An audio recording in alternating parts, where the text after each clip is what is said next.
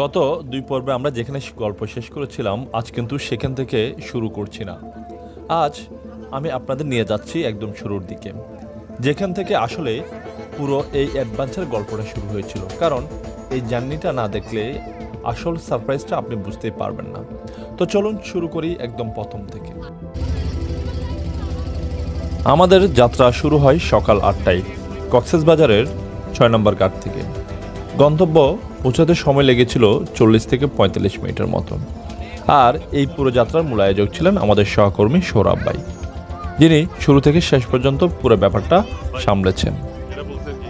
এখন আপনারা যে সমুদ্রের মতো বিশাল জলরাশি দেখছেন, আসলে এটা সমুদ্র নয়, এটি বাঁকখালী নদীর একটা অংশ।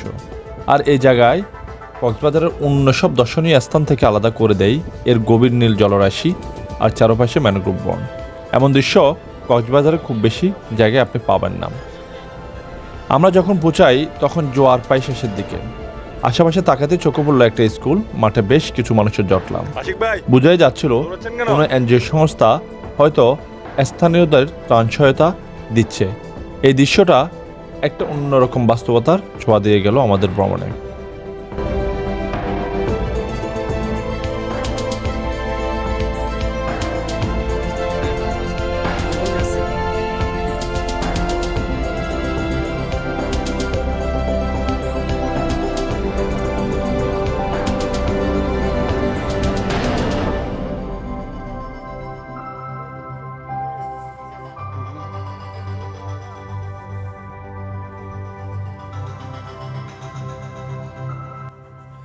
এরপর আমরা এগিয়ে গেলাম সামনের দিকে, যেখানে ছিল গণঝাউবন।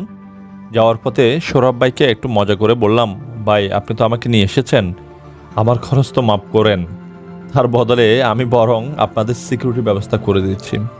এই কথায় সবাই হেসে উঠল আর যাত্রার আমেজটা হালকা হয়ে গেল।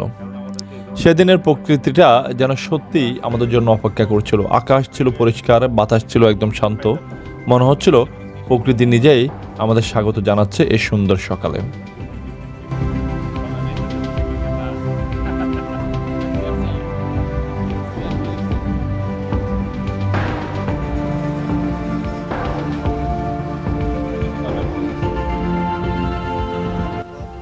এভাবে সামনের দিকে এগিয়ে যাচ্ছিলাম আমাদের বড় ভাইয়ের পিছনে পিছনে। এই ফাঁকে আমরা একটু আনন্দ ফুর্তি করে নিলাম। ফারুক ভাইকে নিয়ে একটু মজা করলাম, বললাম আপনি তো নাকি আজকের জন্য অবিবাহিত। এই কথা শুনে পুরো দল একসাথে হেসে উঠল।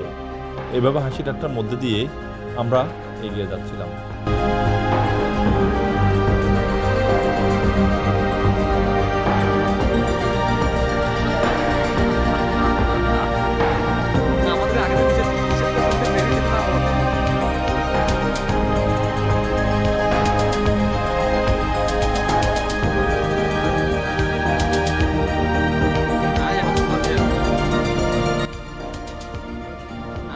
এবার আমরা ধীরে ধীরে ঝাউবনের ভিতরে ঢুকে শুরু করলাম। পায়ের নিচে জরা পাতার মচমচে শব্দ আর মাথার উপরে ঝাউ গাছের ডালপালা, পাক দিয়ে আসা রোদের আলো, পুরো পরিবেশটা যেন একটা সিনেমার দৃশ্যের মতো লাগছিল। বাতাসে বেশি আসছিল লবণাক্ত সমুদ্রের গন্ধ, মিশেছিল ঝাউ পাতার সেই চেনা সুবাসের সাথে। মাঝে মাঝে দূর থেকে বেশি আসছিল পাখির ডাক, যেন প্রকৃতি নিজেই আমাদের সাথে কথা বলছে। হাঁটতে হাঁটতে আমরা সবাই মিলে ছবি তোলা শুরু করলাম। কেউ ঝাউ গাছের নিচে দাঁড়িয়ে পোজ দিচ্ছিল, কেউ আবার হ্যামাক টাঙানোর কাজ করছিল, কেউ আবার বালির উপর ধরে গিয়ে লাফ দিয়ে ছবি তোলার চেষ্টা করছিল। এর মধ্যেই সৌরভ ভাই হঠাৎ বলে উঠলেন, এই জায়গাটা মিস করলে সত্যি আপনাদের আফসোস থেকে যেত। আমরা সবাই একমত হলাম, সত্যি এমন নিরিবিলি প্রাকৃতিক সৌন্দর্য ভরা জায়গা কক্সবাজারে খুব কমই আছে।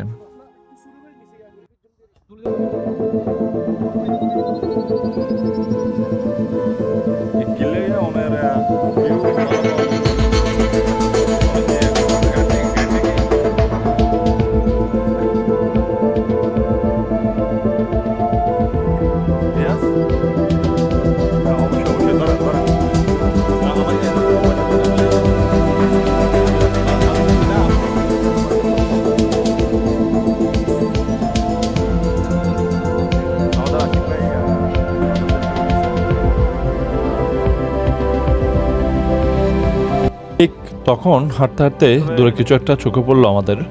প্রথম বিষয়টা তেমন একটা গুরুত্ব দেয়নি, ভাবলাম হয়তো সাধারণ কিছুই হবে। কিন্তু যতই এগোচ্ছিলাম তত একটা অন্যরকম অনুভূতি হচ্ছিল, যেন সামনে কিছু একটা অপেক্ষা করছে, যা আমাদের সন্ধ্যা সকালের ভ্রমণটাকে সম্পূর্ণ অন্যদিকে মোড় দিতে চলছিল। এভাবে আমরা প্রকৃতির সৌন্দর্য উপভোগ করতে করতে সামনে গেছিলাম, কিন্তু এরপরেই অপেক্ষা করছিল এমন একটা মুহূর্ত যেটা আমরা কেউ কল্পনা করিনি। আমাদের সবচেয়ে জীবনে সবচেয়ে বড় অ্যাডভেঞ্চার তখনও শুরু হয়নি, সেটা অপেক্ষা করছিল। আজকের মতো এ পর্ব এখানেই শেষ করলাম। পরের পর্বে দেখা হবে নিশ্চয়ই। ততক্ষণ ভালো থাকবেন, সুস্থ থাকবেন। ধন্যবাদ।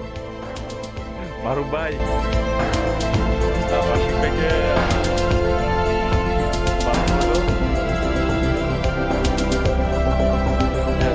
ভাই আপনার অনুভূতি কি?